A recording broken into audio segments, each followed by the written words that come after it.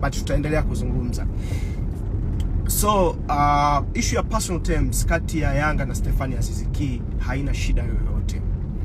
Sasa problem inakuwa vipi? Problem iko kwenye klabu yake ya Ittihad ambayo anacheza.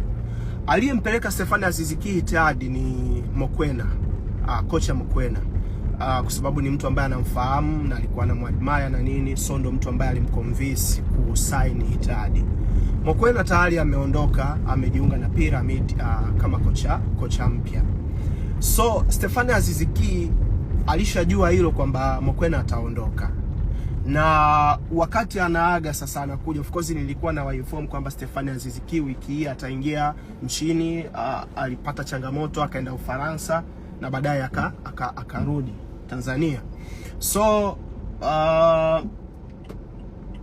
okay. Sorry kidogo. Okay. So baada ya Stephane Aziz Ki kuja Tanzania ndo walizungumza issue zote za personal terms. Shida inakuja kwa Ittihad. Ittihad wanataka dola 400,000. Sasa Dar es Salaam Young Africans wanamtaka Stephane Aziz Ki, lakini kwa umri aliyokuwa nao wakiangalia na wakaangalia sign on fee anayohitaji ili ukamilishe usajili wa Stephane Aziz Ki unaweza ukakukosti karibu dola 800,000. Dola 800,000. So ukiangalia umri aliyokuwa nao, tunazungumza Stephane Aziz Ki tayari nadhani ameingia miaka 30, you understand? Na hauna assurance ya kutosha kama utampata Aziz Ki yule wa mwaka mmoja aliyeondoka. Sio kama tunaelewana. Kwa hiyo Yanga wako tayari kulipa sign on fee anayotaka na bonus, lakini wanataka wampate bure. Kwa hiyo kazi aliyopewa Stephane Aziz Ki ni kwenda kuvunja mkataba na Ittihad. Na kinachoendelea ni nini? Sheria za FIFA zinamruhusu mchezaji kuterminate mkataba pale ambapo nchi anayocheza au ligi anayocheza kukiwa kuna viashiria vya vita. Tayari Stephane Aziz Ki kwa taarifa nilizokuwa nazo ana ushahidi, some videos za mabomu na nini. Kwa hiyo ana push kuvunja mkataba na Ittihad kwamba bwana, huku na kufanya kazi usalama wangu huko hatiani, kama ilivyokuwa kwa mtu kama Fabrice Ngoma wakati anaondoka Omdurman. Unajua Sudani kulikuwa kuna vita, kwa hiyo ilikuwa ni rahisi kuweza kuvunja mkataba na Simba wakampata bure Fabrice Ngoma. So ndivyo ilivyokuwa kwa Stephane Aziz Ki kwamba tayari ana baadhi ya ushahidi ambao unaonesha viashiria vya vita ambayo inaendelea kule Libya. So kuna sheria za FIFA ambazo zinaruhusu mchezaji kuweza kuterminate mkataba kama kuna viashiria vya vita. So Yanga wanasikilizia kwamba mkataba utakapokuwa terminated anytime mtasikia deal done. Kwa situation ya Stephane Aziz Ki na Yanga imebaki kwenye mikono ya Aziz Ki na Ittihad. Kuhusu issue za personal terms, kwa maana makubaliano binafsi, mshahara na kila kitu, iko sorted. Yanga wako tayari kulipa kila kitu, lakini Yanga hawako tayari kulipa transfer fee dola 400,000 ambayo inahitajika na Ittihad. So situation ya Stephane Aziz Ki iko hivyo. Mtu mwingine ameniuliza kuhusiana na issue ya Mabula. I don't think kama mlikuwa mnasikiliza kipindi cha Crown Sports, lakini kwa faida ya wale ambao hawajasikiliza ni kwamba mpaka ninavyozungumza muda huu Mabula yuko Tanzania na Yanga wana push to the maximum. Naweza kurudia hii kauli. Yanga wana push kwa Mabula, wana push to the maximum. Issue iliyokuwepo mpaka sasa hivi wanachengana kwenye dola 4,000 kwa sababu Mabula ana demand dola 14,000. Yanga tayari wameofa dola 10,000. Kwa hiyo kuna utofauti wa dola 4,000 hapo katikati ili Mabula aweze kukubali. Then changamoto iliyokuwa inajitokeza hapo katikati ni meneja wa Mabula, mtu ambaye anamsimamia Mabula, alikuwa anatamani kumuona Mabula anafanyaje, anaenda Europe. Mabula alikuwa na ofa 2 mpaka jana, lakini imeongezeka ofa ya 3 ambayo ana ofa ya Kasimpasa kutoka Uturuki, ana klabu nyingine inaitwa Genkbridge. Of course jina lake ni gumu sana kwa watu wa mikeka, wanaelewa ambao wanacheza ligi ya Uturuki. Ni klabu ambayo iko pale Uturuki. Pia imeweka ofa, lakini jana pia imeongezeka ofa ya Kukarik. Kukarik ni timu ambayo inacheza ligi ya Serbia, ligi kuu ya Serbia.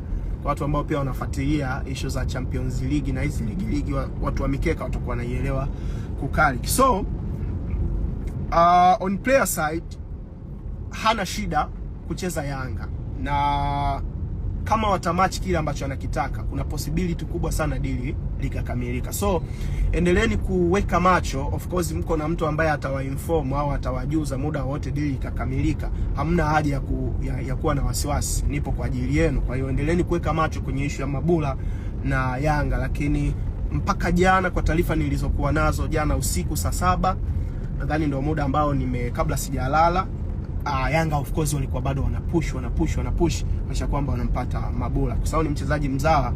I think wanaweza wakampata. Mtu mwingine ameniuliza kuhusiana na issue ya Feitoto. Okay, Feitoto. Issue ya Feitoto iko hivi. Faisal hataondoka Azam dirisha hili kubwa. Naweza nikasema kwa 95% mpaka 99% ni ngumu sana Feitoto kuondoka dirisha hili kubwa la usajili. Kwa sababu gani? Feitoto aliongeza mkataba wa mwaka mmoja kuendelea kubaki Azam, na kwenye ule mkataba ambao aliongeza, awali mkataba aliokuwa nao ulikuwa na kipengele cha tunasema ni buyout clause, si ndio? Buyout clause, kwamba ukitaka kuvunja mkataba wa Feitoto unatakiwa kulipa dola 500 za Kimarekani. Ilikuwa ni kitu kama bilioni hivi na kitu.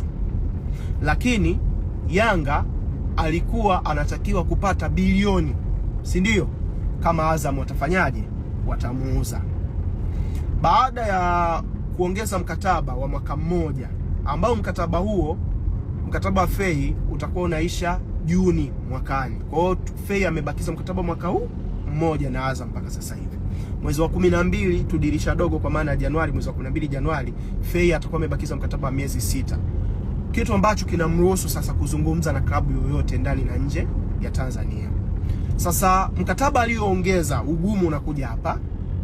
Azam walitoa kipengele cha kuvunja huo mkataba kwa dola 500, wakaweka dola milioni 1 ya Kimarekani.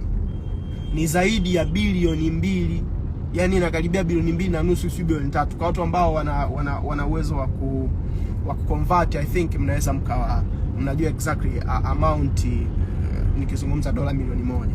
Kwa hiyo Azam hawako willing hata kidogo kumwachia Fei ajiunge na timu ya Tanzania unless hiyo timu imatch hiyo buyout clause ya dola milioni 1. Naona ugumu ulipo hapo. Sasa ugumu tena unakuja hivi. Ukilipa hiyo dola bilioni 2, dola milioni 1, bilioni 2 na kitu hivi, karibu bilioni 3. Feitoto wakati anarenew mkataba wa mwaka mmoja, Azam walimpa sign on fee, pesa yake binafsi, shilingi milioni 800. You understand? Shilingi milioni 800 na mshahara wa milioni 85, ambao hiyo 85 ni kabla ya kodi na ushuru na vitu vingine. Kwa hiyo ukija kukata vitu vingine, ni pesa inabaki kwenye kama milioni 65-70. Umeona? Hiyo ni take home. Hiyo ni pesa ambayo Feitoto kila mwezi anaipeleka nyumbani. Lakini bado wakampa bonus, ikiwemo ubalozi wa Azam Pesa. Nadhani mnaonaga ana posti mara moja. Yeye ni balozi wa Azam Pesa. Kuna pesa ambayo inaingia. Lakini pia alipewa product nyingine ya, sikumbuki vizuri, nitajaribu kupitia makablasha yangu. Kuna product nyingine pia anaipush. Hizo ni pesa nje ya mshahara na sign on fee. Kwa hiyo issue inakuja hivi. Kama unamtaka Feitoto kwa sasa, inabidi ulipe dola milioni 1, ambao ni bilioni 2 sijui na kitu gani. Halafu ulipe sign on fee, pesa ya Feitoto yeye mwenyewe, ambapo inaweza ukampa hata milioni 800. Kwa sababu Azam walimpa milioni 800 na sasa hivi wanapambana renew mkataba, amekataa. Si ndio? Sijajua wamemwofa kiasi gani, nitajaribu kuuliza, lakini inawezekana hata bilioni wamempa. Kwa sababu kama walimpa milioni 800, hawashindi kumpa bilioni. So shida za Azam, kwa sababu wanamtaka Fei. Kwa hiyo kama unataka kumchukua means, inabidi umatch kile ambacho Azam wamempa au mzidishie kidogo. Kwa hiyo ukiweka hela ya sign on fee plus transfer fee ambayo ni dola milioni 1, unaweza ukajikuta usajili wa Feitoto unatumia zaidi ya bilioni 4 za Kitanzania. bilioni 4 easily kabisa, plus mshahara sijui vitu bilioni 4 inakatika.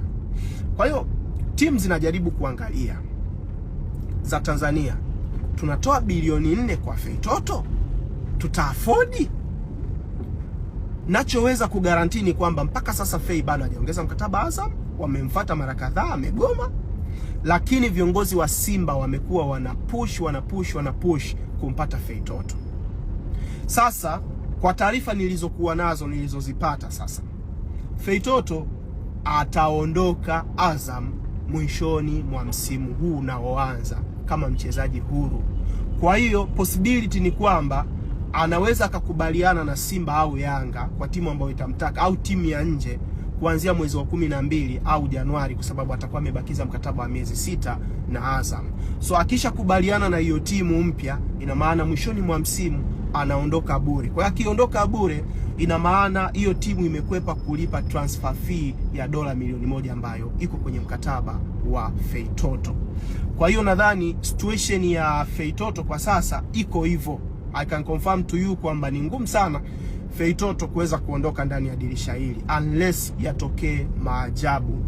Kama kutakuwa kuna tajiri au kibopa ambaye anaweza kuspendi that kind of money, salute, nitaamini kwamba kweli ameamua kufanyaje, kuinvest. Lakini usajili wa Feitoto usiangalie dola milioni 1, angalia pia na pesa ya mchezaji na kila kitu kijumlisha, unapata kama bilioni 4. Kitu kingine ni kipi ambacho mmeniuliza guys? Niko tayari hapa kujibu maswali yenu yote. Idi Nado, okay. Sopu, sawa. Nado Sopu, naona naulizwa Nado Sopu. Huyo anasema Alagbe vipi? Okay. Usajili wa Yanga wa kimataifa vipi? Idi Nado vipi? Nado vipi? Okay. Dili la Figueredo na Yanga, okay. Naulizwa pia mtu mwingine anasema Figueredo